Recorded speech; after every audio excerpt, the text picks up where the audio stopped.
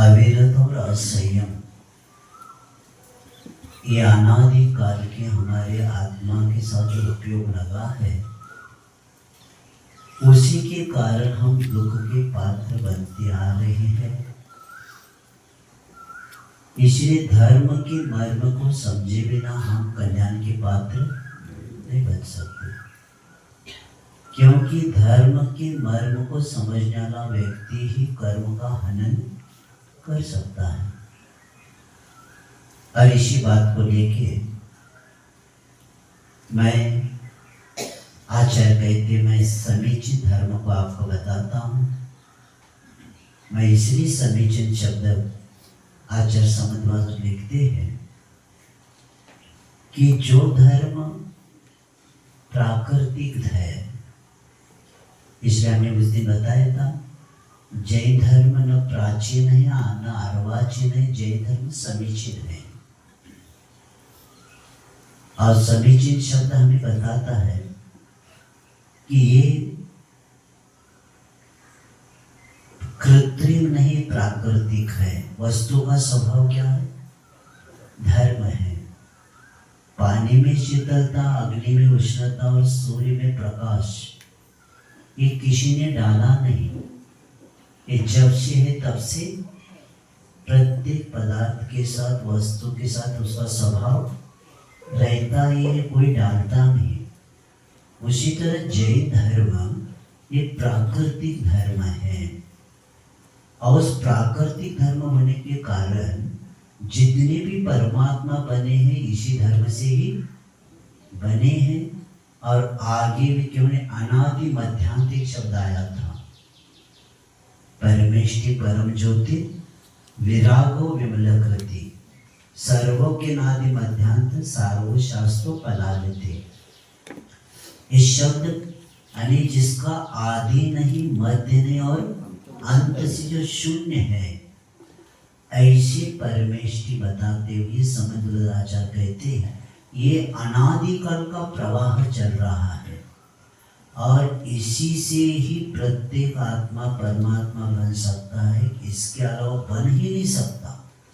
क्योंकि मार्ग और मंजिल, और इसीलिए ऐसे तत्व को समझने का हमें सौभाग्य मिला है। इस समय हम नहीं समझेंगे तो कब समझेंगे क्या हमारे पास कमी है। लेकिन संसारी उस वर्तमान के पर्याय से इतना प्रभावित है, जो पर्याय से प्रभावित होता है आचार्य कुंद कहते हैं पज्जय मोड़ा ही पर समाया। पर्याय बुद्धि क्या है?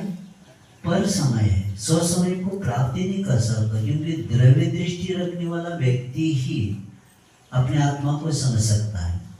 और जो पर्याय बुद्धि को सामने रखता है तो पर्याय के अनुसार मैं यही हूँ, मैं स्त्री हूँ, मैं पुरुष ही हूँ, मैं पशु हूँ, मैं नारकी हूँ, ये अंतिम सांस छूटने तक वही मानता है खुद को अपने को।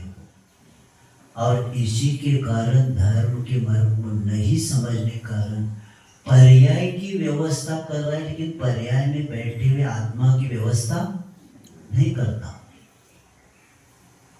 और इसीलिए आत्मा का ज्ञान होना, और ये भी नहीं दोहराना बार बार मैं आत्मा हूँ आत्मा हूँ। एक बार मालूम है तो क्या दोहराना, तो आप काम करो ना आगे का, मैं शुद्ध आत्मा हूँ, मैं शुद्ध आत्मा। हाँ, क्या हो गया?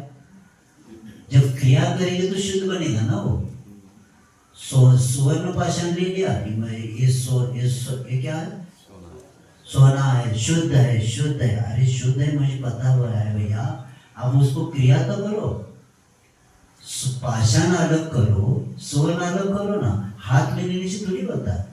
उसी तरह मैं शुद्ध कहने से शुद्ध कोई नहीं बनता। आचार्य कहते शुद्ध बनने की प्रक्रिया बताए, वो करो ना आगे का। और इसीलिए स्वाध्याय प्रेमी को ये भी याद रखना है, निश्चय निश्चय में शुद्ध हो गया, अब व्यवहार में बैठे उसको तो ठीक करो। इतनी अज्ञानता है समाज में, स्वाध्याय करने वाले इतना स्वाध्याय किया सब छोड़ ही दिया, इतना व्यवहार निश्चय में चले गए, और व्यवहार छोड़ता भी नहीं घर का, और निश्चय की बात करता है। निश्चय के बिना आत्मा का कल्याण होता है जानते हैं हम, लेकिन व्यवहार को ठीक रखेंगे तो निश्चय में पहुंचेंगे। एक प्रसंग याद आता है 1955 का, शांति सागर महाराज जी कुंदलगिरी में अंतिम चतुर्मास हुआ, समय सार जी की वाचना चल रही थी, तो यात्री बैठते उसमें, तो प्रवचन होने के बाद आचार्य महाराज का निश्चय से कल्याण होता है। तो क्योंकि समय सार जी भी वही तो बताएंगे, समय का आत्मा का सार है उसमें। तो एक श्रावक ने पूछा, अच्छा से अगर निश्चय शेष होता है तो व्यवहार क्यों करना हमें? तो आचार्य महाराज ने एक छोटा सा उदाहरण दिया, सामान्य व्यक्ति भी समझ सकता है। फूल की सुरक्षा किए बिना फल नहीं मिलता। आपने फूल ही तोड़ दिया और क्या चाहते? फल चाहते। फूल की सुरक्षा करेंगे तो वो फूल क्या बनने वाला है? फल बनने वाला है। और हमें तो किसी ने कह दिया निश्चय से वो ही होता है, तो छोड़ तोड़ दिया उसको। किसको? फूल को। इसीलिए व्यवहार के बिना हेतु नियत को हुई, छड़ाकार क्या कहते? हेतु नियत को हुई, यानी व्यवहार ही निश्चय के लिए कारण है, उसके अपना कार्य नहीं होता। तो ऐसे उस तत्व को समझते हुए आचार्य समदवद महाराज कहते हैं कि शास्त्र का लक्षण पर बता कर आए हैं। और ये भी याद रखेंगे, क्योंकि जिन शासन का जो तत्व है, जो हमें ज्ञान, जो जिन शासन में जो ज्ञान बताए, उस ज्ञान से क्या होता है? तत्व का बोध होता है, जिससे मन विषयों से बचता है और आत्मा की शुद्धि के लिए सम्यक ज्ञान के बिना कार्य नहीं होता। और इस लक्ष्य को लगा के हमें स्वाध्याय करना है। और स्वाध्याय करते समय हमें ये भी जानना है कि स्वाध्याय, क्योंकि आचार्य कुंद देव कहते हैं, क्योंकि कई लोग वचन को जड़ मानते हैं, उनको आचार्य कुंद देव कहते हैं कि जिन वचन की महिमा बताते हुए आचार्य कुंद देव दर्शन पौड़ में बताते हैं कि जिन वयन मोसह मीनम विषय सुविरयनम अमित भूयम जर मर वाहि हरणम खय कर्म सव दुखानम। आचार्य कुंद देव कहते, जिन वचन रूपी औषधि क्या करती है? विषय सुख का विरेचन करने वाले हैं। क्योंकि अनादिकाल से हमारे आत्मा पर कौन सा सुख का संस्कार है? विषय। विषय को हमने सुख माना, इसीलिए हमारे अनंत काल से पिटाई हुई है। तो उस विषय सुख का विरेचन करती है।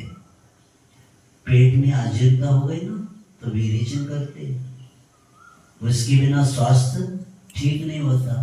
तो जिनेंद्र भगवान के वचन के द्वारा जो हमारी जो मान्यता है, विषय सुख का विरेचन करने वाले, क्योंकि विषय को सुख मानेंगे तो सबसे सुखी कौन रहेंगे?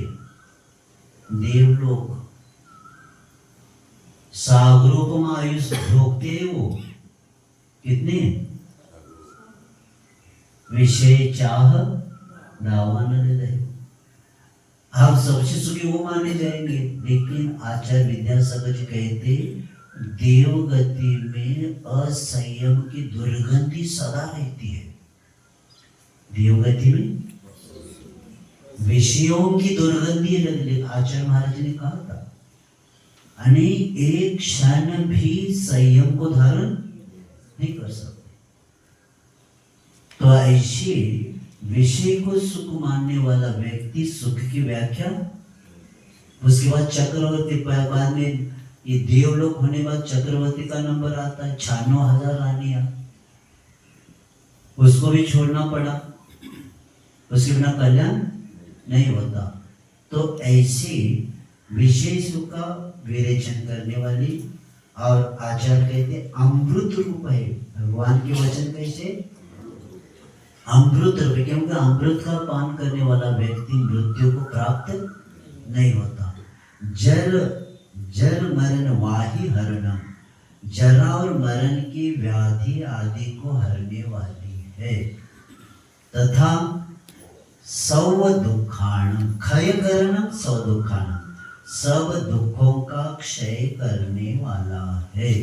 इसके अलावा आत्मा का कल्याण होने वाला नहीं है। आप लोग पढ़े लिखे लोग हैं, थोड़ा सा समय दे दो जिनवानी को, उसके बिना कल्याण 3 काल में होने वाला नहीं। 24 घंटे में 1 घंटा तो स्वाध्याय प्रत्येक घर में होना ही चाहिए। सब मिलके करो, प्रतिमानियों पढ़ो, लेकिन पढ़ो। क्यों समझ में नहीं आता? बाकी का सब समझ में आता है, लेकिन कल्याण की बातें समझ में नहीं आती, क्योंकि विषयों का इतना मोह महामद प्रियो अनादि। इसलिए कोपी गहन मोह, अमृतचंद्र आचार्य समय सार कलशा में कहते, क्या मोह का कितना प्रभाव है, बड़े बड़े लोग भी चपेट में आ जाते हैं। तो ऐसे मोह को कम करने के लिए जिनवानी का आधार लेना है। और इसीलिए ये बता के आचार्य समन्वय आचार्य कहते हैं, हमें जीवन का विकास करना है। तो उसीलिए पहले दिन बताया था, आचार्य विद्यासागर जी कहते, रत्नकुल श्रावकाचार्य श्रावक को जीने की कला सिखा देता है। जब तक रत्नकुल श्रावकाचार्य श्रावक नहीं पढ़ेगा, तब तक जीने की कला नहीं आ सकती। और ये भी याद रखेंगे, क्योंकि पूजपाद आचार्य कहते, कई लोग कहते विद्वान लोग कि मैंने सिर्फ स्वाध्याय किया, उसका थर्मामीटर बताओ क्या है? यथा यथा समायाति संवितो तत्व उत्तमम, तथा तथा न रोचन्ति विषया सुलभापि। जैसे जैसे तत्व का ज्ञान होता है, वैसे वैसे व्यक्ति विषयों से दूर होता है। अगर आप खुद को स्वाध्याय आप मानते हैं ना, और विषय से प्रभावित हो रहे, तो आपने अभी स्वाध्याय शास्त्र तो पढ़ा, शास्त्र पढ़ने से स्वाध्याय नहीं होता। साथ वो करते समय आत्मनिरीक्षण होना चाहिए, अपने दोषों का ज्ञान होना चाहिए कि स्व अध्ययन यानी अपने आप का अध्ययन मनन करने को स्वाध्याय कहा है। यानी स्व आत्मनो अध्ययनम, यानी अपनी आत्मा का अध्ययन जो करता है वह आत्मनिरीक्षण करता है, और अपने आप का अध्ययन मनन करने वाला व्यक्ति ही स्वाध्याय के फल को प्राप्त कर सकता है। और ये भी याद रखेंगे, स्वाध्याय करते समय अन्यथा नहीं लेना। मैं किसी की टीका नहीं करता, लेकिन वस्तुस्थिति मुझे रखना पड़ेगा। ऐसा नहीं कहना कि महाराज कहाँ का क्या बताया, मैं रेफरेंस की मैं बोलूंगा भी नहीं। शास्त्र लेने से पहले प्रकाशन कहाँ का है पहले देख लेना। क्या पहलो? शास्त्र हाथ में आते ही प्रकाशन और संपादक प्रामाणिक हो तो खोलना, नहीं तो चले जाओगे तुम दूसरी जगह। क्योंकि 2-3 रेफरेंस रखता हूँ, जैसे कहाँ कहाँ है बताने की जरूरत नहीं पड़ेगी, मैं पढ़ती तुम्हें आपको याद आएगा कहाँ का है। पुण्य से, जिनवानी से, महाव्रतादि से आत्मलाभ मानने वाला महा असत्य अभिप्राय का सेवन करने वाला मिथ्या दृष्टि है। इसका उपदेशक असत्य वक्ता है, और मिथ्या दृष्टि तथा शुभ भाव वास्तव में असत्य है, हिंसा है। 10 लक्षण धर्म सोनगढ़ से पृष्ठ नंबर 42 और 43। इसलिए अन्यथा नहीं लेना, क्योंकि वेदना है, इसलिए मैं पेज नंबर सहित आपके सामने रख रहा हूं। अब बताओ, महाव्रतादि से आत्मलाभ मानना भी मिथ्या दृष्टि मानना। अब क्या करेंगे तुम? अनेक व्यवहार चारित्र वो मानते हैं, इसकी जरूरत नहीं उनका कहना है। और यहां तक बताया है दान, पूजा, दया, व्रत आदि, व्रत भक्ति आदि के शुभ भाव या हिंसा आदि के अशुभ भाव, ये सब अधर्म भाव है। शरीर की क्रिया से आत्मलाभ मानने वाला बिल्कुल बहिर्दृष्टि मिथ्या से 10 लक्षण धर्म, उनकी किताब है, वहां देख लेना। और यहां तक लिखा है कि जिन मंदिर में मूर्ति को सामग्री चढ़ाना और पूजा बोलने वाली क्रिया जड़ की पूजा है, बताओ, क्योंकि उनके यहाँ है ही नहीं प्रतिमा, ये जड़ पूजा है। जो कर्ता मान बनता है वह चारों गतियों में भ्रमण कर निगोद जाता है। द्रव्य पूजा का भाव अनंत संसार का कारण है। जैन सिद्धांत प्रवेश रत्नमाला भाग 5 प्रश्न नंबर 113। बताओ, श्रावक पूजा नहीं करेगा, इसलिए तो कई हमारे श्राविका और कई श्रावक है भाव पूजा, भोजन भी भाव से करो ना। व्यंजन दिखाएंगे आपको, बड़ी बड़ी थालियां, और ऐसी वस्तु बनाएंगे, देखते ही रस गिर जाएगा तुम्हारा बिना खाए। जब जड़ भोजन, आचार्य शिव बता रहे थे कि आत्मा खाती नहीं पीती नहीं, आचार्य शिव प्रवचन बोल रहे थे। अच्छा, खाती नहीं पीती नहीं तो ठीक है। तो आचार्य शिव ने एक बार बताया, अगर नमक भूल गया उन्होंने, समझ लो, और नमक नहीं डाला है, तो आचार्य जी ने एक शब्द बताया था कि जो कहता है आत्मा खाती नहीं पीती नहीं, वह सब नमक आदि का त्याग करना चाहिए। खाती नहीं आत्मा, क्यों डालना नमक? और आचार्य जी ने कहा था, कई कई विद्वान ऐसे हैं कि कई पदार्थ तो थाली में हुए भोजन नहीं करते, वही सब्जी चाहिए, वही लड्डू चाहिए। तो आचार्य जी ने कहा, कई लोग नमक अगर थाली में नहीं है तो थाली भी सुदर्शन चक्र बन जाता है, समझ में आता है? सुदर्शन चक्र ने थाली को क्या करता है, वो फेंक देता है। क्यों? नमक। अरे आत्मा खाती नहीं पीती नहीं, क्या करना है आपको? जो दिया खाओ ना, नीचे देखकर मौन के साथ। ये सब नाटक है। प्रवचन का विषय है अलग है और आचरण का विषय अलग है भैया। एक द्रव्य दूसरे द्रव्य का कुछ नहीं करता। सब बताना ठीक नहीं, अभी ध्यान रखना। और छड़ाना का अष्टम वृत्ति, प्रश्न नंबर 148, क्या लिखा है मालूम है? दान, दया, पूजा, व्रत आदि के शुभ भाव मंद दशा है, ये जीव के चारित्र का अशुभ दशा है। क्या करना? तो इस तरह हमें शास्त्र हाथ में आते ही, और देखो समय सा प्रवचन भाग नंबर 2 प्रश्न नंबर 9, जिनेंद्र भगवान की पूजा, मुनि को दान, तीर्थ यात्रा, व्रत उपवास, तपस्या आदि धर्म नहीं है, क्योंकि उनके यहाँ वो चलता ही नहीं। क्योंकि उनके यहाँ कई कई स्थानक होता है, वह प्रतिमा नहीं होती, और वहीं से तो आए थे वो इधर।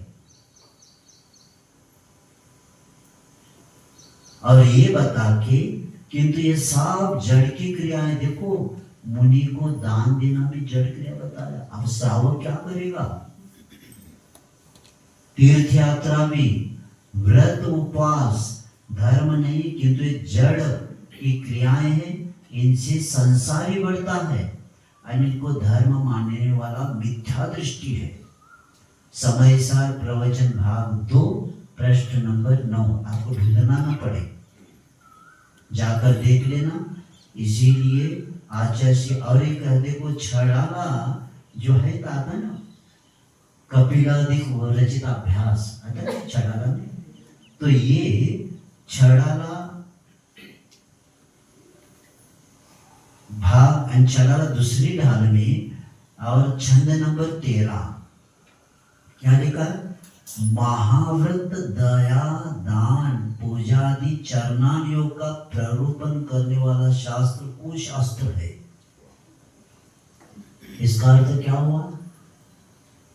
अरे रत्नगर श्रावकाचार्य भी कुशास्त्र हो गए और मूलाचार्य भी कुशास्त्र हो गए, क्योंकि वो कहते महाव्रत दान पूजा का प्ररूपण करने वाला शास्त्र कुशास्त्र है। छड़ाला दूसरी ढाल में छंद नंबर कितना? 13। इसीलिए इसमें बहुत लोग चपेट में आ गए, क्रमबद्ध पर्याय भी आ गया उसमें। अब क्रमबद्ध पर्याय पढ़ने वाले ने क्या किया? मेरे क्रम में ऐसा ही था, कई लोगों ने प्रतिमा भी छोड़ दिया, व्रत छोड़ दिया लोगों ने। जिन्होंने पंचम गुण स्थान को प्राप्त किया था उन्होंने भी क्या किया? सब छोड़ दिया। ये सब क्रिया कांड है, कुछ है नहीं इसमें।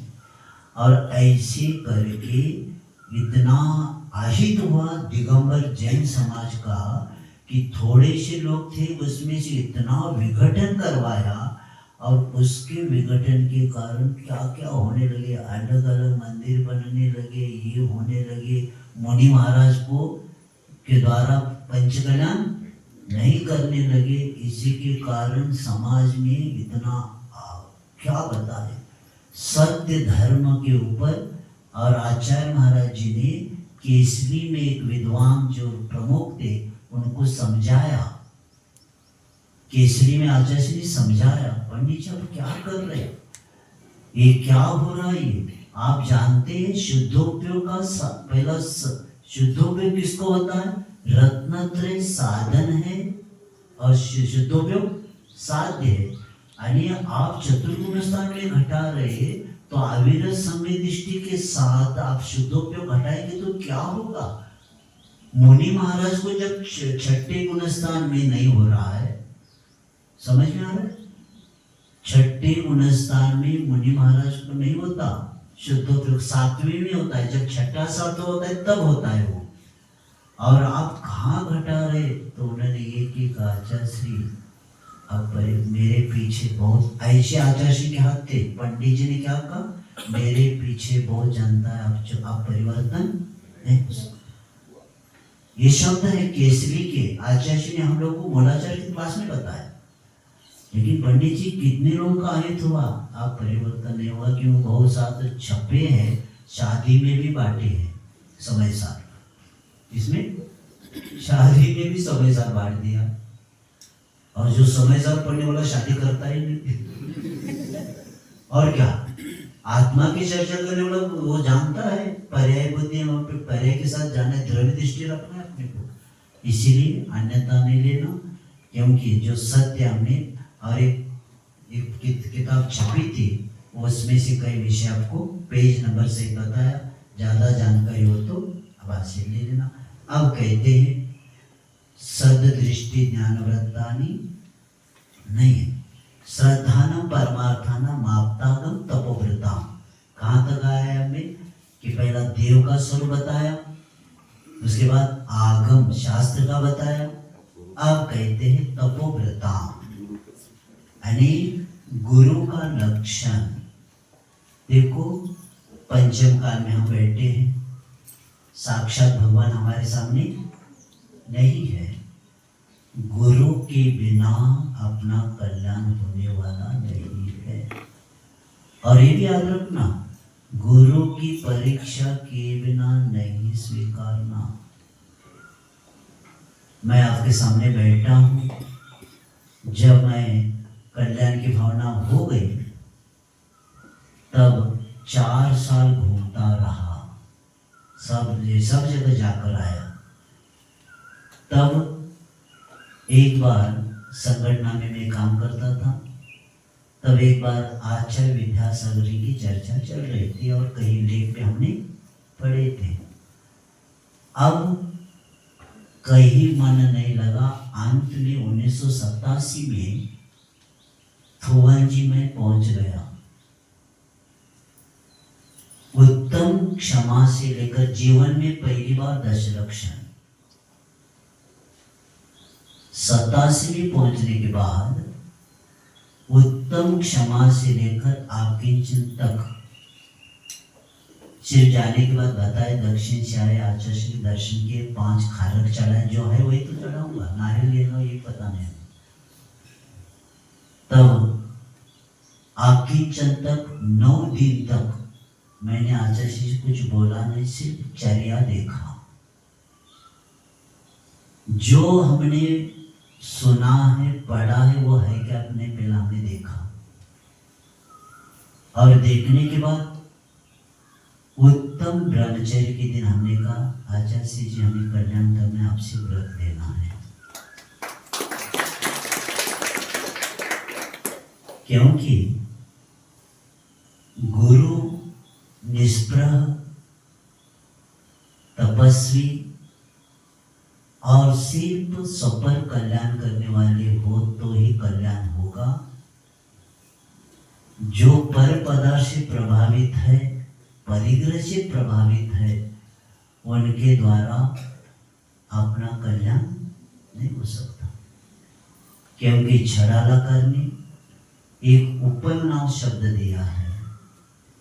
पत्थर की नाव में बैठने वाला व्यक्ति नाव भी डूबेगी और सामने बैठने वालों को भी डुबा देगी। इसीलिए गुरु शब्द ही हमें बताता है भवाब्देश तारों को गुरु। गुरु किसको कहते हैं? संसार रूपी समुद्र से पार कराने वाले को गुरु कहा है। ये कहाँ है? क्षत्र चूड़ामणि में आया है। कहाँ है? क्षत्र चूड़ामणि में आया है। भवाब्देश तारों को गुरु, यानी जो संसार रूपी समुद्र से क्या करते हैं? पार करा देते हैं। ऐसे ही गुरु है, इसके अलावा गुरु नहीं होते। अब गुरु शब्द की निरुक्ति अर्थ पहले जानना है। गु शब्द से अंधकार और रु शब्द से निर्वर्तक, यानी जो अंधकार से प्रकाश की ओर लेके जाते उनको गुरु कहते। मिथ्यात्व रूपी अंधकार, अज्ञान रूपी अंधकार और असंयम रूपी अंधकार से कहाँ लेके जाते? प्रकाश की ओर, यानी हमें सम्यक दर्शन की ओर लेके जाने वाले, हमें ज्ञानी बनाने वाले, और जो खुद उस तत्व को समझ के हमें मार्गदर्शन देने वाले होते, उनको क्या बोलते?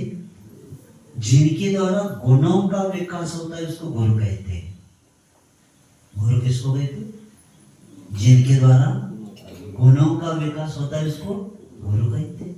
क्योंकि गुरु तो देखो 4 शब्द बन गए, ग उ र उ। निरुक्त्यार्थ बताते ग उ और र उ, इसका अर्थ ये है कि इस शब्दों का जो गंभीर है, जो उदार है, जो गंभीर है, जो उदार है, जो रहस्य के उद्घाटक है, रवु। समझ में आ गया? ग ने क्या? जो गंभीर है, उदार है, और रवु ने जो रहस्य के उद्घाटक है। और ऐसे जिनके द्वारा दिशा बोध मिलता है हमें, दिशा और बोध, दिशा ने सम्यक दर्शन, बोध ने सम्यक ज्ञान, जिनके द्वारा हमें सम्यक दर्शन का ज्ञान हो के सम्यक ज्ञान की प्राप्ति, और जिनको सम्यक दर्शन ज्ञान होता है उसको दिशा बोध बाहर का भी मिलता है। तो दिशा बोध जिनसे मिलता है और जो कल्याण का पथ प्रशस्त करते हैं और जो हमारा परिचय प्रभु से करवा देते हैं। किसको? शिष्य को क्या करते? परिचय किस वक्त? किसका? यानी गुरु के झरोकों से प्रभु का परिचय हो जाता है। गुरु रूपी झरोकों से किसका होता है? प्रभु का परिचय हो जाता है। और ऐसे गुरु जो जैसे धरती में उर्वरता की कैसी भी हो, जब तक पानी नहीं गिरता तक हरियाली नहीं आती। धातु कितना भी अच्छा हो, लेकिन जब तक उसको शिल्पी नहीं मिलता तब तक उससे आभूषण आदि नहीं बनते। और हीरा कितना भी अच्छा हो, जब तक खान में से निकालने के बाद योग कारीगर के हाथ में नहीं जाता तब तक उसमें मूल्यांकन उसका बढ़ता नहीं। तो उसी तरह हमारे जीवन में गुरु ही, क्योंकि वर्णी जी, जिनेंद्र वर्णी जी इतने विद्वान थे कि प्रति गाथाएं कंठस्थ थी, और उनको पहला लगा कि मैं खुद संलिखना करूँगा। जब उनको पता चला कि उनकी ऐसी ऐसी आदतें थी, तो उनको लगा मैं खुद संलिखना नहीं कर सकता।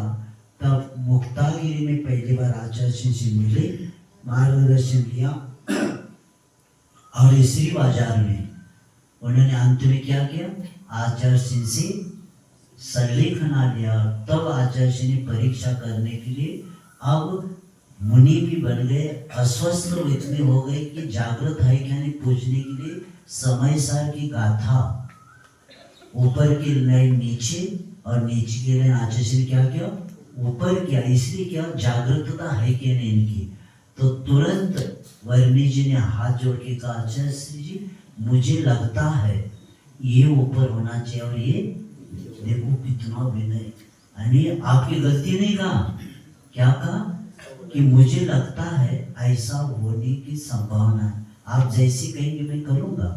तो अच्छे बहुत अच्छा आचार्य, यानी जागृतता कितनी थी। और इसलिए अंत में लिखा है, मुझे अंत में अच्छे वैद्य मिले, और अंत में संलेखना दिया है। इसलिए याद रखेंगे कि गुरु के बिना अपना कल्याण होने वाला नहीं है। और देख लेना, जो जो परिवार गुरु संस्था से जुड़ा है, गुरु को उस परिवार का नियम से कल्याण होता ही है।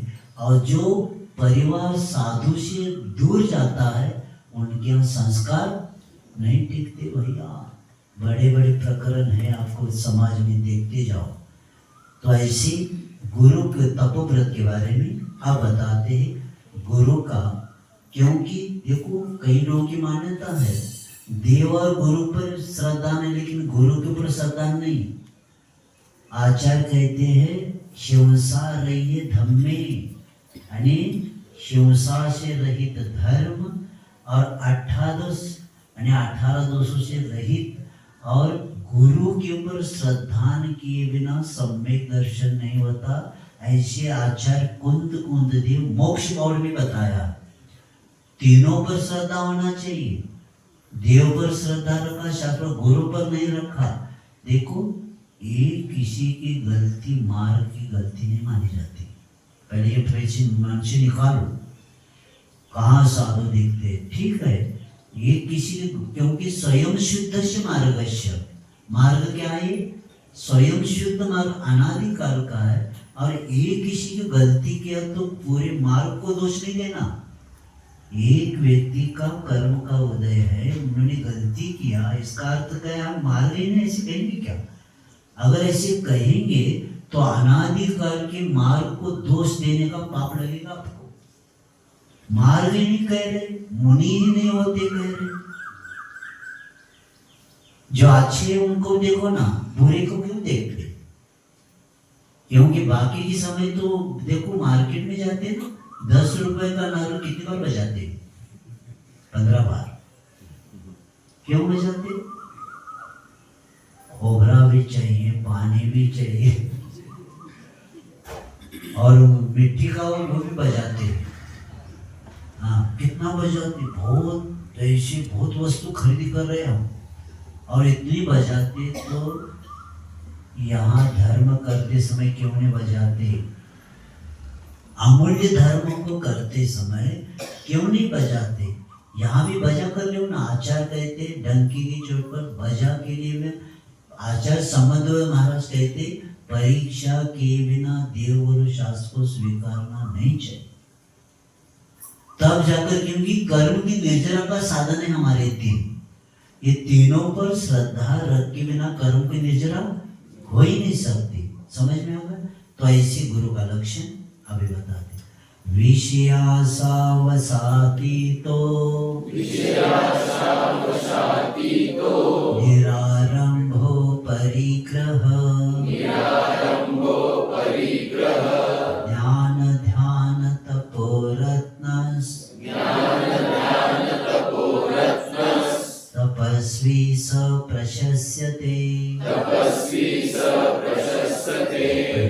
विषयासावसातितो निरारंभो परिग्रह ज्ञान ध्यान तपोरत्नस् तपस्वी स प्रशस्यते।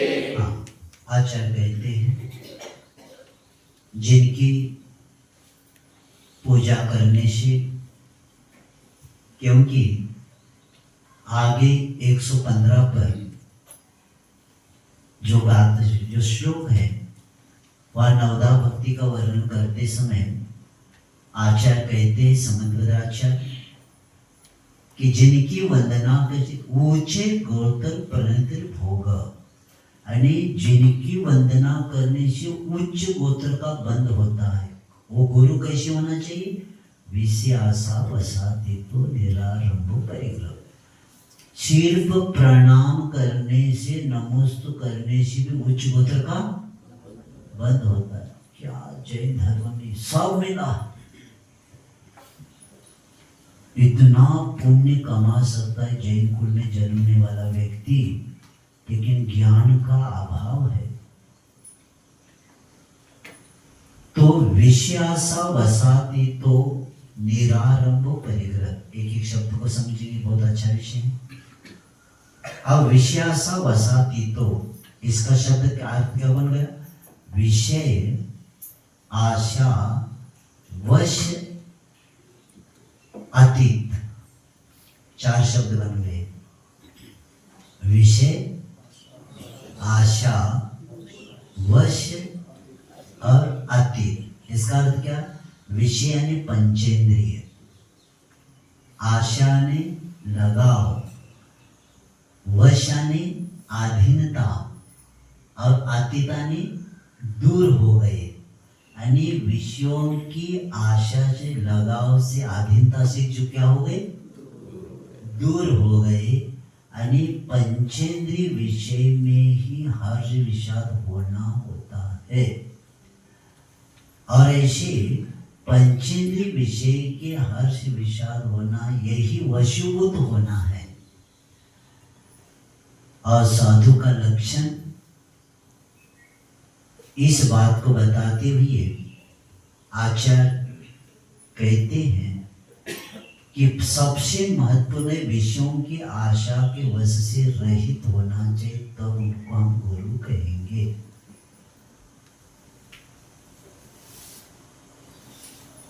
क्योंकि विषय आधीनता से इसलिए जरूरी है, क्योंकि विषयों से प्रभावित होने वाला गुरु हो ही नहीं सकते। इंद्रिय कितने हैं? 5 है। अब प्राय करके लोग कहते 5 तो इंद्रिय है, लेकिन विषय कितने हैं? सुनना, पाठशाला में पढ़ाया था और दोहराते थोड़ा सा। स्पर्शन इंद्रिय के विषय कितने हैं? 8 है। रसन इंद्रिय के 5 है। घ्राण इंद्रिय के 2 है। स्पर्श रस गंध वर्ण 5 है। और कर्मेंद्रिय के 7 है। तो कितने हो गए? 27 हुए। इंद्रिय 5, विषय कितने? 27, और मन 28। तो कितने हो गए? इंद्रिय 5, विषय 28। और देखो पांचों इंद्रियों के स्थान है, लेकिन मन का स्थान एक है ही नहीं। मांगता कौन है? कौन मांगता है? आत्मा। कौन मांगता है? मन मांगता है। भोगता कौन है? और जिसे रसगुल्ला खाना है किसने भोगा? कौन सी इंद्रिय ने भोगा? रसनी इंद्रिय भोगा। और पिटाई किसकी हो गई? आत्मा की हो गई। मांगता एक, भोगता है दूसरा, और तीसरे की ये कौन करता है? मांगता कौन है? मन। इसीलिए आचार्य कहते हैं मन को काबू में लिए बिना आप विषयों से दूर हो नहीं सकते।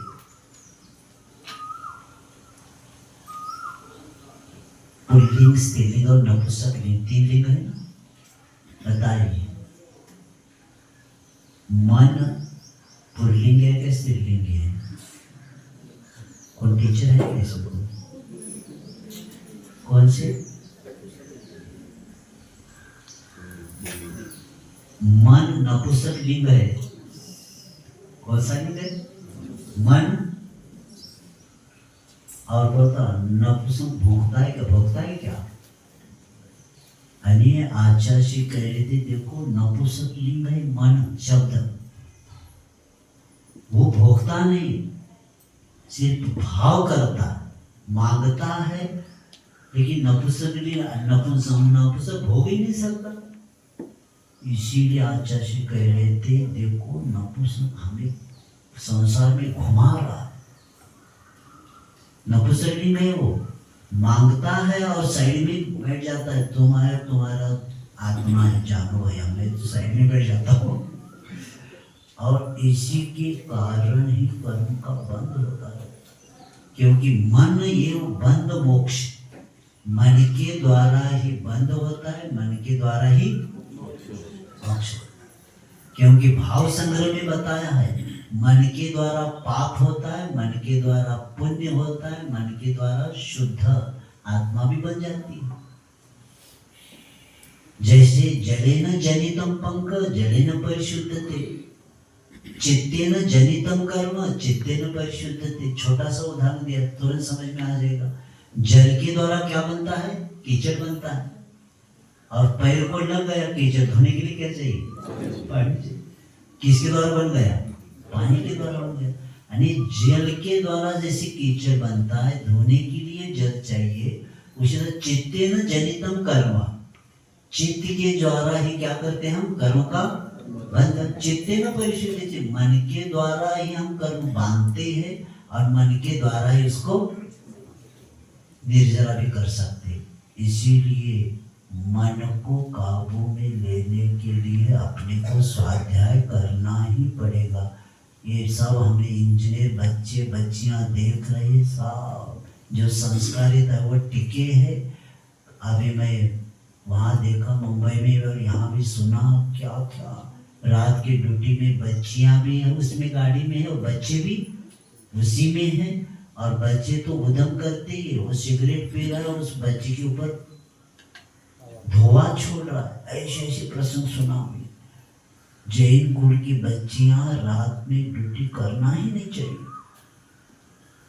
आते समय क्या क्या बच्चे नहीं करते, सब उधम करते रहते और एक गाड़ी में से सब चले जाते। क्या होगा इनका? इसीलिए तो हानि हो गई भैया। मर्यादा का पालन नहीं हो रहा, इसलिए सावधान हो जाइए आप लोग। बच्चियों को ज्यादा जॉब की झंझट में मत। संस्कार कौन करेगा भैया? यहाँ सब वहां जाकर के है, क्या क्या स्थिति हो रही है यहाँ। कुछ मर्यादा तो रखी है। और पढ़े इसलिए जॉब करना किसने बताया? पहले बताओ। पढ़ाई किस लिए? जिसलिए जॉब करना है क्या? इधर न संसार कर पा रहे, न जॉब कर पा रहे, धर्म तो चला गया।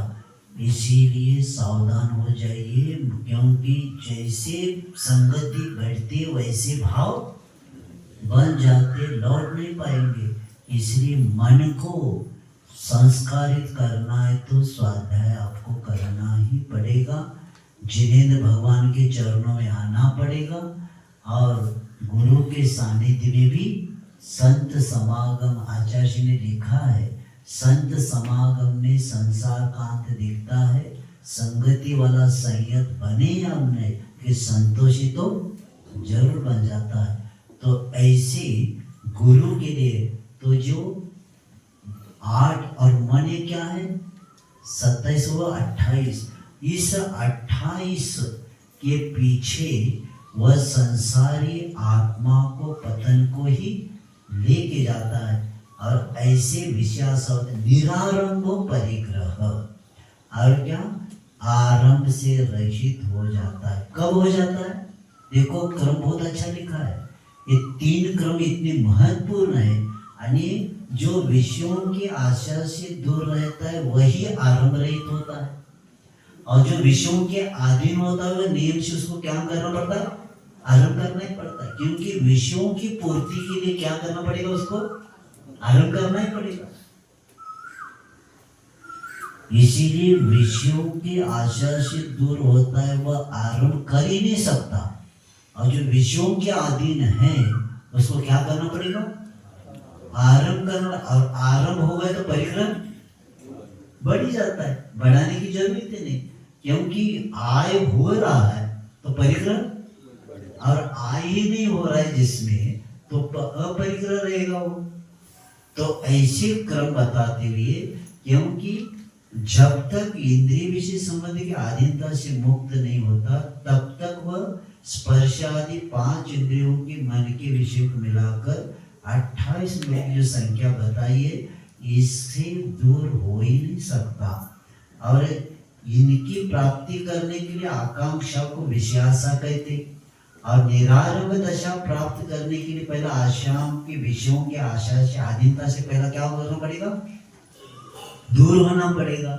और जब तक विषयों की आशा नहीं छूटती तब तक आरंभ भी नहीं छूटता और जब तक आरंभ नहीं छूटता तब तक परिग्रह भी नहीं छूटता। तो ये क्रम क्या जैन दर्शन में साधु की व्याख्या ये पढ़ते तब लगता है कि समंतवत महाराज ने क्या कमाल किया।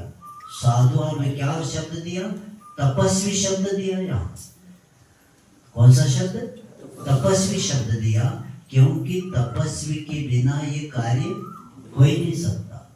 जो संसार से प्रभावित है वो कर नहीं सकता ये सब, वो तो न घर का न घाट का हो जाता है। तो ऐसे निरारंभ परिग्रह रहित हो वही। और देखो 2003 में अमरकंटक में जब हम लोग थे तो ये नोट नया कुछ बदल गया था 2003 में। कौन सा नोट मुझे याद नहीं। तो एक श्रावक दिखा रहा था शाम की भक्ति के बाद आचार्य बैठते, कोई लोग बैठते चर्चा, तो किसी ने बताया आचार्य ये नोट अभी नया आया। तो आचार्य दूर से देख रहे थे तो ब्रह्मचारी छूने की कोशिश की, आचार्य हाथ मत लगाओ। ब्रह्मचारी को आचार्य ने कहा छूना नहीं उसको। आप किसको कह रहे? साधु का नहीं, ब्रह्मचारी को दूर से देखो। तो आचार्य ने दूर से देखा, कुछ चेंज क्या किया उसका। आचार्य की बहुत बुद्धि रहती आणि क्या क्या परिवर्तन करते नोट में। पहले की नोट देखा है उन्होंने, आणि यहाँ तक नोट को छूने के लिए मना करते थे आचार्य, लेना तो दूर। तो इसीलिए परिग्रह जो प्रभावित होता है वह 3 काल में ज्ञान ध्यान तपो रक्त। और ज्ञान ध्यान में तप में रक्त 2 शब्द आते कई शास्त्रों में। यहाँ आचार्य समंत महाराज जी ने जो रक्त और रत्न 2 शब्द आते हैं, ज्ञान ध्यान तपो रक्तस और ज्ञान ध्यान तपो रत्नस।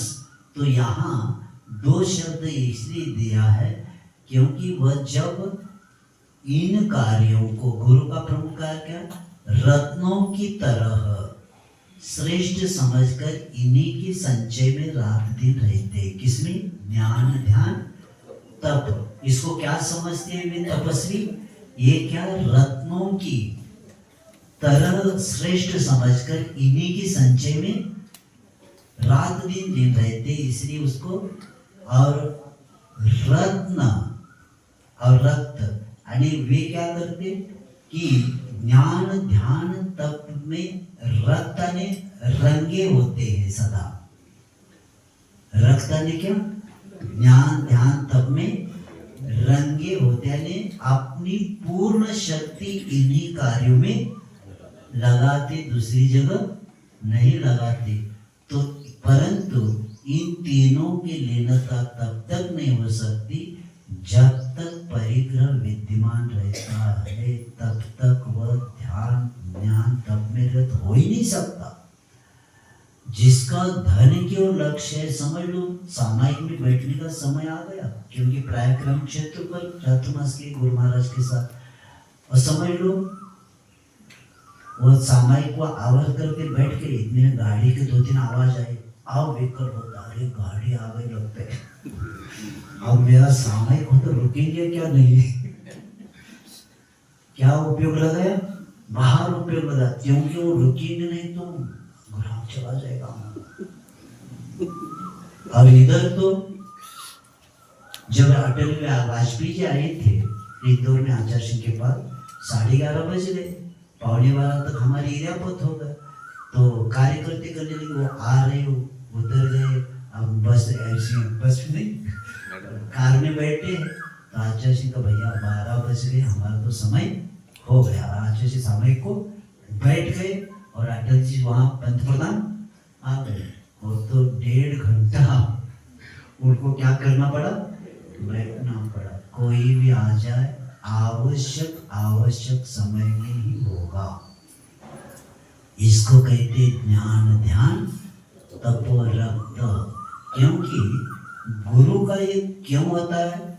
इसीलिए ज्ञान ध्यान मुख्य कार्य माने गए हैं, और ये करने से आता स्वाध्याय के द्वारा क्या होता है? अपने ज्ञान को बढ़ाना। योग और कषाय जनित चंचल को दूर करने के लिए स्वाध्याय होता है। ज्ञान ध्यान धर्म ध्यान शुक्ल ध्यान में आगे बढ़े, यही लक्ष्य होता है। और वे तप करते हैं, अनशन, पूर्णोदर, वृत्ति परिसंख्यान, रस परित्याग, विविक्त शय्यासन और कायिक क्लेश। ये बाह्य तप और प्रायश्चित, विनय, वैयावृत, उत्सर्ग आदि को लेके, प्रत्याख्यान आदि को लेके और ध्यान, ये 6 अंतरंग तप को वे क्या करते? धारण करते। ये गुरु का प्रमुख कार्य है। और इन्हीं कार्यों के द्वारा क्या होते? रत्नत्रय की वृद्धि हो जाती है। और इसी लक्ष्य को लेके मुनिराज अपनी क्रिया करते हैं, क्योंकि आचार्य जी कहते हैं ये दिगंबर रूप भगवान के रूप के अनुसार है, उसको अच्छे पालना, इस पद का गौरव रखना, क्योंकि इसी पद से ही भगवान बनते हैं। इसलिए इसके जिनलिंग कहा है। कौन सा जी? मुनि महाराज का लिंग कौन सा? जिनलिंग। क्योंकि जितने भी परमात्मा बने हैं, पहला मार्ग कहाँ से प्रारंभ होता है? महाव्रत से प्रारंभ होता है। इसी पद के कारण ही आगे जाकर, जैसे और कर्मों की निर्जरा का भी साधन है, उनका भी है, और सामने वालों के लिए भी देखो, दर्शनम तीसरी लाइन है ना, दर्शनेन जिनेन्द्राणाम साधुना वंदनेन न चिरं तिष्ठते पापम छिद्रहस्ते तो। अने जिनेन्द्र भगवान के दर्शन और गुरु की वंदना करने से क्या होता है? न चिरं तिष्ठते पापम। जैसे छिद्र हस्ते बने, छिद्र सहित हाथ में पानी डालते क्या होता है? न चिरं, ज्यादा समय तक पानी डालते ही निकल जाता है। उसी तरह भगवान के दर्शन और गुरु की वंदना से न चिरं तिष्ठते पापम छिद्रहस्ते यथोदकम। शास्त्रों में बहुत जगह मिलता है इसको। तो ऐसे ज्ञानी ज्ञान ध्यान तप में तप रूपी रत्नों से जो सहित है वही क्या है, गुरु प्रशंसनीय है और इनके बिना अपना कल्याण होने वाला नहीं। और इसीलिए आचार्य कहते हैं कि ऐसे गुरु के बिना हम हमारे उस आगे की यात्रा कर नहीं सकते और यही हमें उस मार्ग की ओर लेके जा सकते। और इन्हीं के कारण जैसे आचार्य महाराज जी ने बताए थे अमरकंटक में 10 बजे है, आप ऑफिस जा रहे हैं कुछ काम कर रहे तो सिर्फ भाव करना, सब व्रती त्यागियों का मुनिराजों का आहार निरंतर। बस आचार्य जी कहते ये भाव करने से भी 2.5 दिन में जितने भी है ना मुनिराज, उनके आपको क्या लगेगा, पुण्य लगेगा। भाव करना है अपने को, भावों में दरिद्रता क्यों किया जाता, तो ऐसी क्रियाएं है। एक एक ग्रास के पीछे श्रावक की कर्मों की निर्जरा होती और मन वचन काय का सदुपयोग वही होता है, बाकी की जगह अशुभ में जाता है। सिर्फ श्रावक पूजन करते समय और दान देते समय 2 ही जगह क्या होता है, श्रावक की असंख्यात गुणे निर्जरा, मन के द्वारा भी, वचन के द्वारा भी और काय के द्वारा भी क्या होता है, निर्जरा होती। बाकी के समय सब अशुभ में जाता है। इसलिए क्रियाएं इतने महत्वपूर्ण है। और मैं कई बार देखता हूँ, मुझे कई बार कुछ लोग कहते महाराज कैसे सब बताते। अब देखो आप ग्रास दे रहे या पानी दे रहे, अब हाथ में ग्लास है और इसको लगाते, अने दोनों को पुण्य मिलने वाला था, दोनों हाथ को, तो एक हाथ को मिल गया, 2.5 हाथ को मिल गया। कलशा ढालते समय भी मंदिर में क्या करते, भैया दोनों हाथ से ढालो, दोनों को पुण्य मिलेगा हाथ को। कितनी छोटी सी बात है। अब कलशा ढालते समय भी हाँ क्या होता है, पूजा करते समय भी चौकी में और इधर भी एक हाथ से करते, और दोनों हाथ से अक्षत क्या किया जाता है, कलशा भी दोनों हाथ से उठाया जाता है, चंदन आदि जल का भी, और पुष्प करते समय भी ये पुष्प में से ऐसा किया जाता है दोनों हाथ से, और अक्षत कैसा, ऐसे दोनों हाथ से। दोनों हाथ को पुण्य मिलने वाला था, एक ही हाथ, क्या समझते नहीं आप। कभी कभी लगता है कैसे संसार करते क्या बताएं। छोटी छोटी बातें बचपन से पूजन करते आए, लेकिन वही चलता है। हाँ तो भोजन करते समय ऐसा करो, ये घर में खाना बाकी खाता खाता चलेगा क्या, उसके लिए तो अपना अपना हाथ चाहिए। तो उसी तरह कभी भी याद रखना, दोनों हाथ से दान भी होना चाहिए, दोनों हाथ से पूजन भी होना चाहिए, तब जाकर कर्मों की दोनों को पुण्य मिलेगा। दोनों काय को, दोनों से हाथ को पुण्य मिलेगा ना, एक हाथ को क्यों दे दिया जा रहा है। तो ये, और ग्रास भी देते समय दोनों हाथ से दिया जा रहा है विनय के साथ।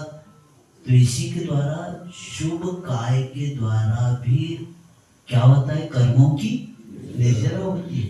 तो ऐसे यहाँ बता के आचार्य कहते, ऐसे उस गुरु के बारे में मेरे पास बहुत विषय, लेकिन क्या समय होता जा रहा है। अब पहला लाइन पूर्ण हो गया, कौन कौन सा, श्रद्धानम परमार्थानाम आप्तागम तपोव्रतम, है ना। अब त्रिमूढ़ पूर्णष्टांगम सम्यक दर्शन, 4था श्लोक है ये। रत्न साहब कितना, 34 श्लोक का पहली लाइन पूर्ण हो गई आज अपना, श्रद्धानम परमार्थानाम आप्तागम तपोव्रतम। अब दूसरी लाइन, त्रिमूढ़ पौर्णष्टांगम सम्यक दर्शन वस्मय। अब 3 मूढ़ता, तो आचार्य समर्थ महाराज जी ने 3 मूढ़ता को पहला नहीं लिया, पहला 8 अंग को लिया, क्योंकि 8 अंग सहित बाद में 3 मूढ़ता रहित और 8 मद से रहित। इसलिए पहला कौन सा विषय लेते, 8 अंगों का। जैसे 16 भावना में पहली भावना कौन सी आती, दर्शन विशुद्धि। दर्शन विशुद्धि के बिना बाकी की भावनाओं में प्रामाणिकता नहीं आती। उसी तरह 8 अंगों में जैन दर्शन में पहला अंग है निशंकित अंग। ये अगर आपके पास नहीं है तो आगे का धर्म आप कर ही नहीं सकते, इसलिए आगे बताते इदमेव दृश्यमेव तत्त्वं नान्यं च चान्यथा इत्कम्पाय सांभोव सन्मार्गे संशयारुचि इदमेव दर्शनेव तत्त्वं नान्यं न चान्यथा इत्कम्पाय सांभोव सन्मार्गे संशयारुचि। अब इस ग्रंथ में सम्यक दर्शन का विषय आप्त आगम गुरु का माना गया है। रत्नगण श्रावकाचार्य में आप्त आगम गुरु को माना है सम्यक दर्शन का विषय, लेकिन अन्य ग्रंथों में किसको माना है? जीव आजीव आश्रय बंध सवर निजरा मोक्ष, इसको भी सम्यक दर्शन का विषय बताया। तो इसलिए तत्व यही है, यानी ईदमेव तत्वम, यानी श्रावकाच के अनुसार आप्त यही है, आगम में यही है, और तपस्वी का रूप ऐसा ही है, यानी यही है। ईदमेव यही है, ईदृश्यमेव ऐसा ही है, यही है, ऐसा ही है, अन्यतः न, अन्य नहीं है, और अन्यतः अन्य प्रकार का भी नहीं है। इस तरह आप्त आगम गुरु या समीचीन मोक्ष मार्ग के विषय में, जो समीचीन मोक्ष मार्ग है, इस विषय में आय सांभोवत, यानी लोहे के पानी के समान अकंपा, यानी निश्चल ऐसे श्रद्धा करने को क्या कहते? निकांक्षित अंग कहते हैं, निशंकित अंग कहते। तो ये उदाहरण इसलिए दिया, पहला एक शब्द पहला समझेंगे, सन्मार्ग एक शब्द आया है ना, सन्मार्ग संशयारुचि। तो सन्मार्ग किसको कहते पहला समझेंगे, महापुरुषों के द्वारा यानी सत्पुरुषों के द्वारा जिसकी खोज की गई जाए। ये किसके द्वारा सन्मार्ग है? महापुरुषों के द्वारा जिसकी खोज की जाए वह क्या है? सन्मार्ग है। और सन्मार्ग का अर्थ क्या है? आप्त आगम और गुरु का प्रवाह, इसको क्या बोलते? सन्मार्ग बोलते। और इस उत्पत्ति के अनुसार मोक्ष का जो समीचीन मार्ग है वो कौन सा है? सम्यक दर्शन, सम्यक ज्ञान, सम्यक चारित्र। इन के ऊपर रुचि का अर्थ है सम्यक दर्शन का अर्थ श्रद्धा है, क्योंकि श्रद्धा, रुचि, प्रतीति ये सब किसके नामांतरण है? नामांतरण सम्यक दर्शन के है। और इसीलिए जिस प्रकार तलवार आदि पर चढ़ाया हुआ लोहे का जो पानी है वो कैसा होता है? उसकी धार अकंप रहती है। तो उसी तरह यहाँ बताया जा रहा है कि सन्मार्ग के विषय में तत्व जो है आप्तागम तपस्वी या जीवादि जो स्वरूप है तत्वों का यही है, ऐसा ही है, अन्य नहीं है और अन्य प्रकार का हो नहीं सकता। ऐसी जो अकंप श्रद्धा है, उसमें कंप नहीं है, अकंप श्रद्धा है, वही सम्यक दर्शन का निशंकित अंग का तत्व कहते हैं। बहुत अच्छा आचार्य महाराज बताते कि आराध्य जैसे भी बताकर आए, उसके स्वरूप को जानने के बाद आप उसमें शंका नहीं करना।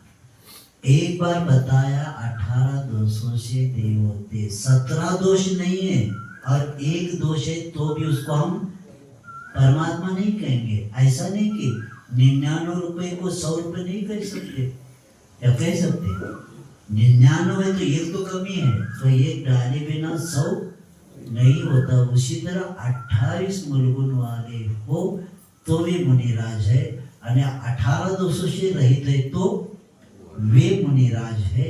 और उस पर शंका नहीं होना चाहिए, क्योंकि तलवार का उपयोग करने से धार समाप्त हो जाएगी। लेकिन यहाँ वैसा नहीं है, यहाँ तो उसको प्रखर हो जाते हैं, यानी दृष्टि धारदार बनना चाहिए। हमारी दृष्टि क्या होना चाहिए? सच्चे देवगुरु शास्त्र के प्रति समीचीन, उसके ऊपर श्रद्धा होना चाहिए। और वहाँ का शास्त्र का भी स्वरूप 7 तत्वों पर श्रद्धा है। तो यहाँ देव शास्त्र हुए, इसका अर्थ यही है, बीज की सुरक्षा जैसी होती है वैसे ही भगवान की वाणी का भी अपनी सुरक्षा करना ही पड़ेगा। उसको मिलावट नहीं करना, क्योंकि क्या कई लोग अंडरलाइन करते हैं और कई लोग अंडरग्राउंड कर देते हैं। जो अपनी बात है ना, असंयम सम्यक दृष्टि। आप देखो समयसार जी भी सम्यक दृष्टि शब्द है, और रत्नगण सावकाचार्य भी सम्यक दृष्टि शब्द है। क्या एक होगा क्या? आचार्य कहते हैं श्रावकाचार्य का सम्यक दृष्टि चतुर्गुण पश्चिम गुण स्थान वाला, और समयसार का सम्यक दृष्टि कौन? तो आत्रतु ग्रंथे 211 और 212 जो गाथा है उसके टीका में कहा है, आत्रतु ग्रंथे समयसार जी में जब भी सम्यक दृष्टि कहेंगे तो आपको पंचम गुणस्थान उपरीतन शब्द दिया, यानी 5वें गुणस्थान के ऊपर को लेना समयसार पढ़ते समय। समयसार का सम्यक दृष्टि कौन? 5वें गुणस्थान ऊपर का। इसका मतलब क्या है?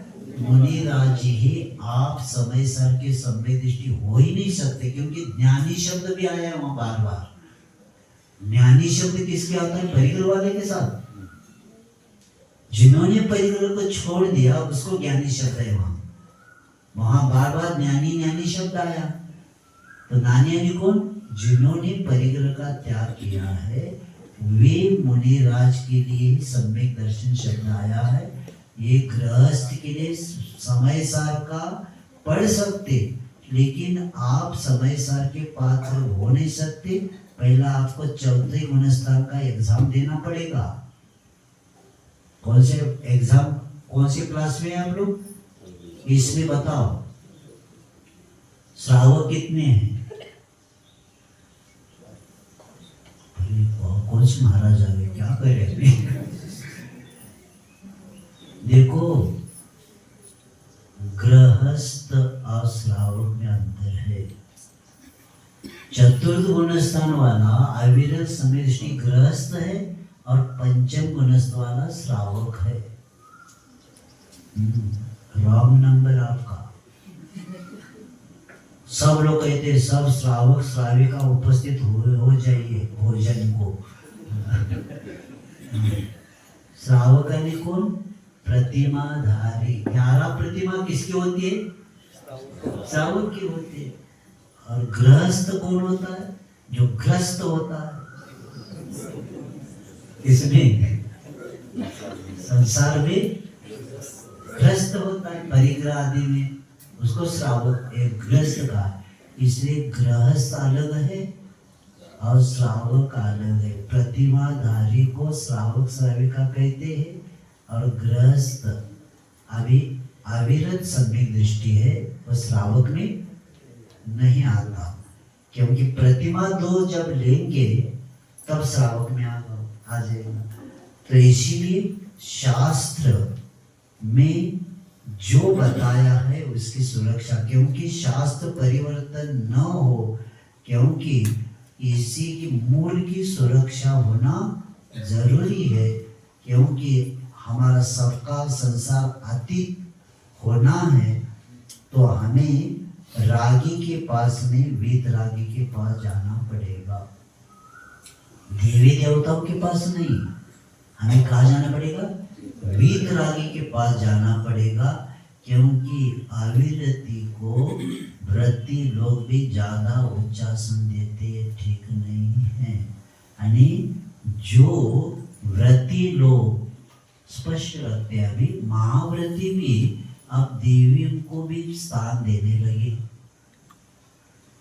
इनका गुण स्थान कितना मुनि महाराज का 6वां और देवी का कितना?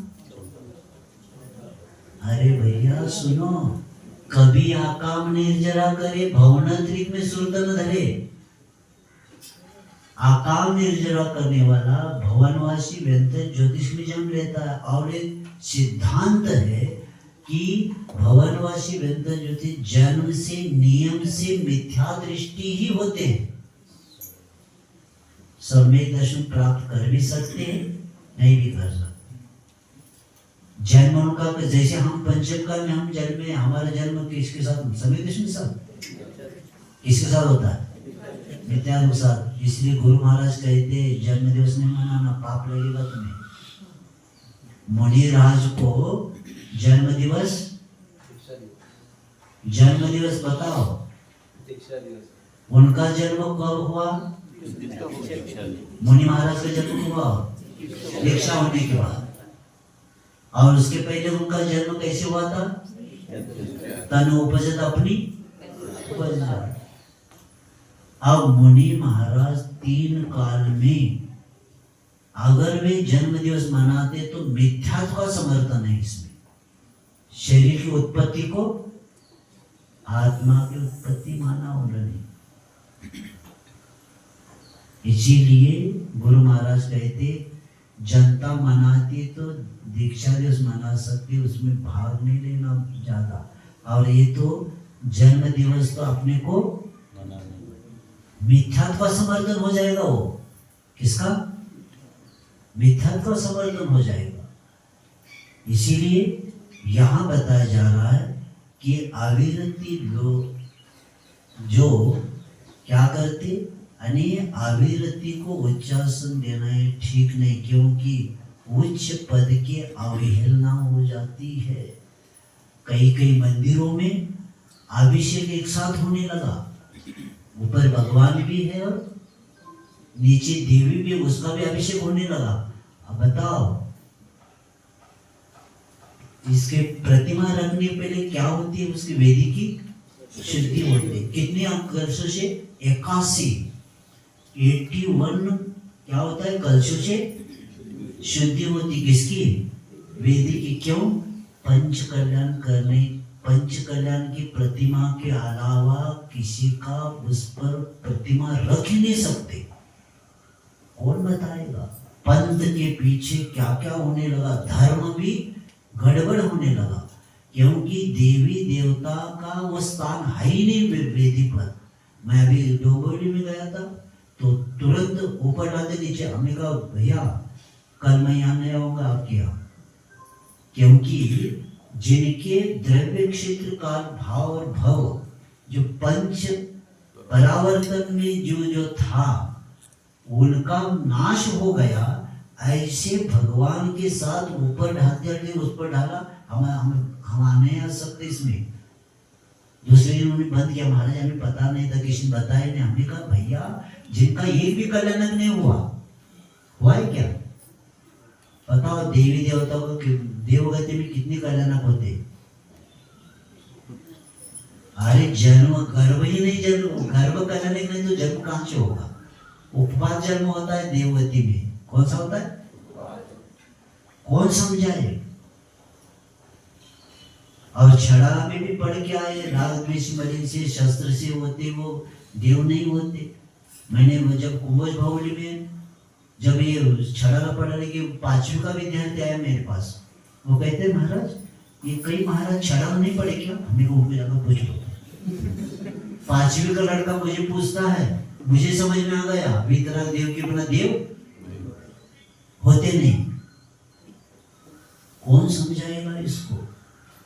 इसीलिए आचार्य कहते बहुमत से भी सिद्धांत परिवर्तन नहीं हो सकता। सिद्धांत तो और धर्म सम्यक दर्शन का करने वाले कम ही लोग रहेंगे, क्योंकि धर्म बहुत दुर्लभ है भैया।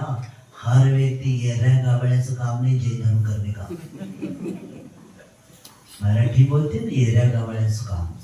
आणि हर व्यक्ति जैन धर्म नहीं कर सकता, क्योंकि जो मोक्ष को देने वाला है, जो कर्मों की निर्जरा करने वाला है और उस आत्मा का उत्थान करवाने वाला है, ऐसा धर्म हर व्यक्ति कर ही नहीं सकता. उसके लिए बहुत भाव का पुण्य चाहिए.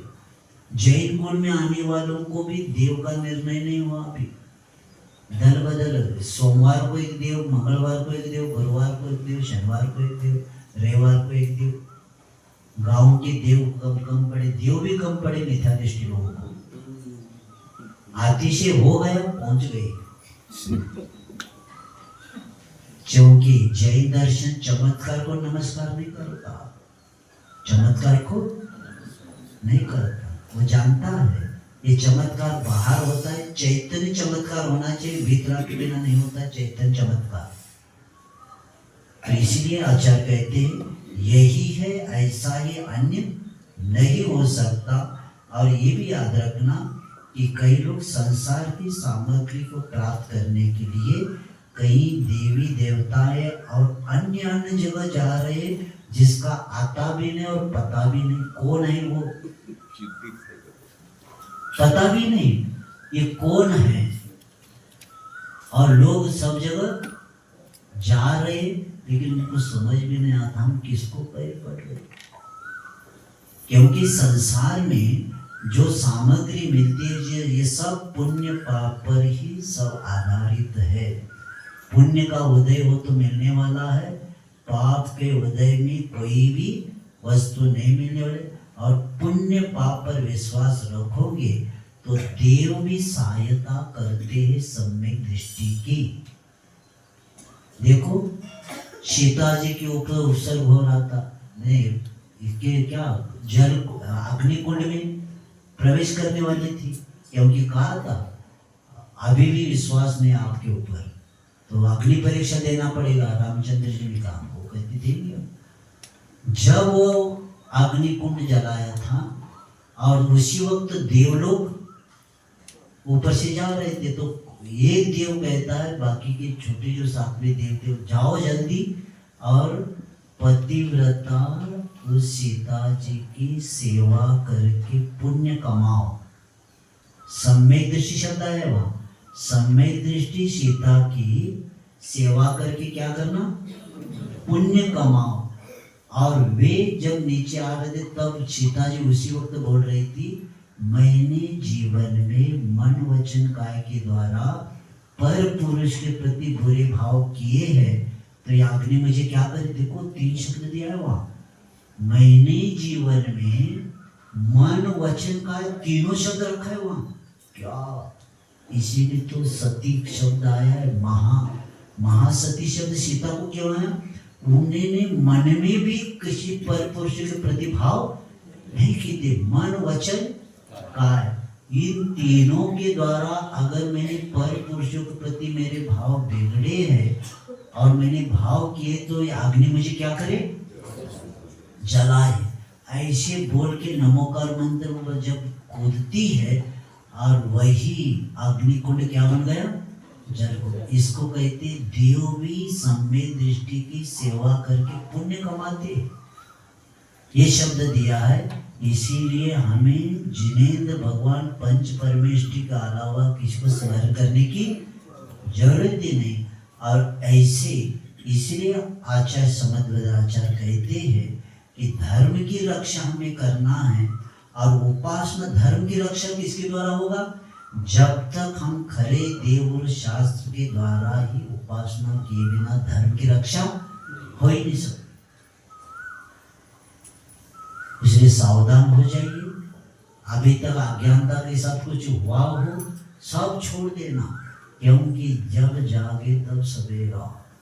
तुरंत छोड़ना. अभी तक अज्ञानता ज्ञान नहीं था, इसलिए स्वाध्याय सब प्रश्नों का उत्तर. अब मैंने अभी बताया था शास्त्र कौन सा भी नहीं उठाना.